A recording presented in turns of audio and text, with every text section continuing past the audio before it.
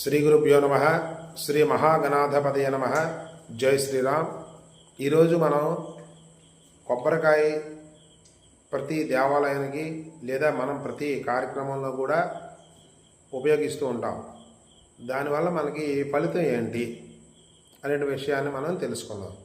అయితే మనం కొబ్బరికాయ తీసుకొని వెళ్ళి ప్రతి దేవాలయంలో కొట్టడం జరుగుతుంది. అంటే దేవాలయానికి వెళ్ళేటప్పుడు స్వామి నా అహంకారం ఏదైతే ఉన్నదో ఆ అహంకారాన్ని విడిచిపెట్టి నీ పాదాల చెంతకు వస్తున్నాం స్వామి అని చెప్తూ ఆ యొక్క కొబ్బరికాయను కొడతాం. కొట్టి లోపలికి స్వామివారి దగ్గరికి ఆ 2 చెక్కలను తీసుకొని వెళ్తాం. అయితే తీసుకొని వెళ్ళిన తర్వాత స్వామికి నమస్కారం చేసుకుని, స్వామి స్వచ్ఛమైనటువంటి మనసు ఏదైతే ఉన్నదో ఆ స్వచ్ఛమైన మనసుతో మీ దగ్గరికి వచ్చాను స్వామి, శుభ ఫలితాలు మాకిచ్చి ఆ యొక్క మమ్మల్ని ఆశీర్వదించమని చెప్పి స్వామిని మనకున్నటువంటి ఏవైతే మనకున్నటువంటి ఇబ్బందులన్నీ ఉంటాయి కదా, వాటన్నింటిని కూడా మనం స్వామివారి ముందు చెప్పుకొని ఆ యొక్క స్వామివారిని మనం చక్కగా వేడుకోవడం జరుగుతుంది. అయితే ఇక్కడ కొబ్బరికాయలు కొంతమంది ఏం చేస్తారంటే కొట్టడం జరుగుతుంది. ఇలా కొట్టి ఇక్కడ బొట్లు పెడుతూ ఉంటారు. ఇక్కడ బొట్లు పెట్టిన తర్వాత అది స్వామివారి ముందు పెట్టి నైవేద్యం పెట్టకూడదు. కొంతమంది కొట్టిన వెంటనే బొట్లు పెట్టిస్తుంటారు. బొట్లు పెట్టేసి నైవేద్యం పెడుతుంటారు. అలా పెట్టకూడదు. ఇలా బొట్లు పెట్టామంటే అది దేనికి ప్రతీది అంటే మనం ఆ బొట్లు పెట్టామంటే దిష్టి పెట్టినట్లే, స్వామివారికి దిష్టి తగలకుండా ఆ కొబ్బరికాయ అక్కడ పెట్టినట్లే. కాబట్టి మనం కొబ్బరికాయకి బొట్లు పెట్టకూడదు. బొట్లు పెట్టామంటే అది దిష్టికి సంబంధించినది కాబట్టి అది మనం నైవేద్యం పెట్టకూడదు. అదేవిధంగా ఆ దిష్టికి వచ్చి తెచ్చినటువంటివి తిన్నగా గంగలో కలిపియాలి. మన ఇంటికి తెచ్చి పచ్చడి చేసుకుంటాం అనడానికి కావాలి.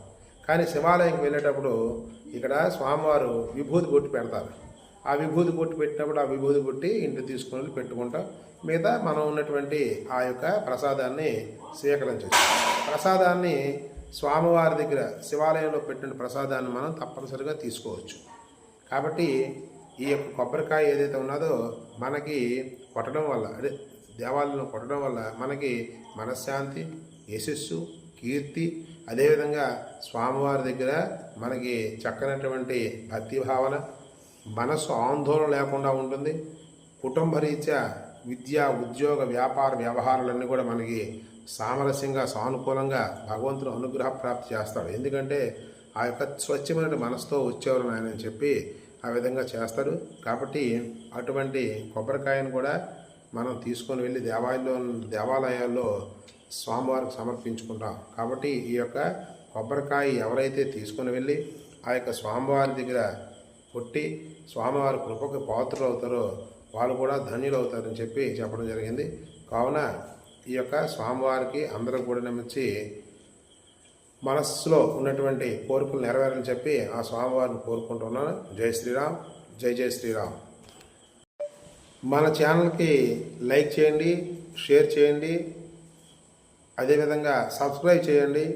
ప్రక్కన ఉన్నటువంటి బెల్ ఐకాన్ని క్లిక్ చేసి మన యొక్క ఛానల్ని ముందుకు తీసుకొని వెళ్తారని మరీ కోరుచున్నాం.